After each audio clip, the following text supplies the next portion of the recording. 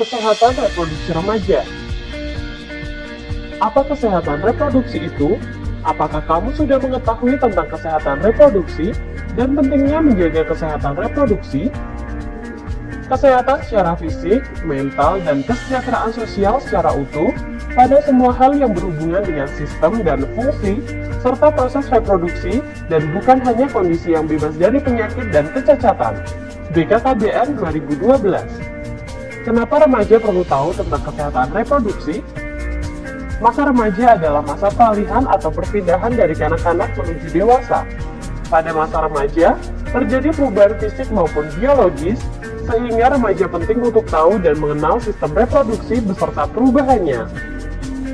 Menurut WHO, remaja adalah penduduk dalam rentang usia 10-19 tahun.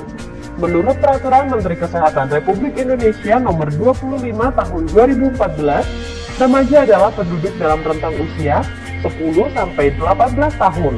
Dan menurut Badan Kependudukan dan Keluarga Berencana BKKBN, rentang usia remaja adalah 10-24 tahun dan belum menikah. Ketika remaja mengetahui bagaimana cara untuk bersikap dan berperilaku sehat selama proses pematangan fisik pada dirinya, remaja tumbuh menjadi seorang dewasa yang sehat, yang akan memiliki keturunan yang sehat dan kehidupan yang berkualitas. Bagaimana cara memelihara kesehatan reproduksi?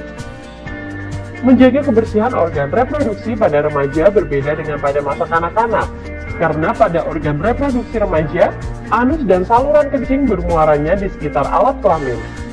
Kenapa harus jaga kebersihan organ reproduksi? Terdapat rambut di sekitar alat reproduksi atau kelamin, peningkatan kelenjar di sekitar alat kelamin, peningkatan produksi keringat di sekitar alat kelamin. Alat kelamin dan daerah sekitarnya menjadi kotor dan lembab, sehingga mudah berkembang biak kuman dan jamur. Cara menjaga kebersihan organ reproduksi: membasuh dengan air bersih dari arah depan ke belakang, dan keringkan menggunakan handuk kering sebelum menggunakan celana dalam. Karena lembab, jamur akan mudah tumbuh dan menyebabkan rasa gatal.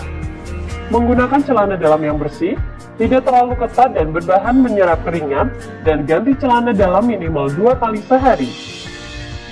Hal-hal penting dalam menjaga kesehatan reproduksi laki-laki: jika berada di toilet umum, sebaiknya menggunakan air yang mengalir, karena kemungkinan air yang berada di tempat penampungan mengandung bakteri dan jamur.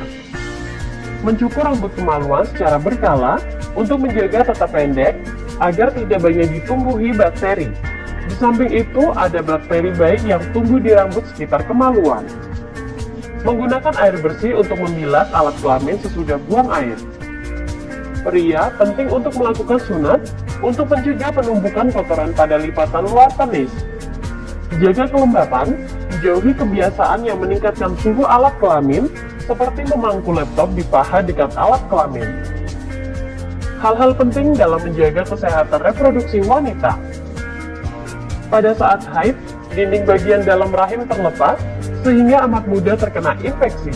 Oleh karenanya, sangat perlu menjaga kebersihan dengan cara gunakan pembalut bersih dan ganti secara teratur 2-3 kali dalam sehari, atau setiap setelah buang air kecil, atau bila pembalut telah penuh darah, atau saat mandi.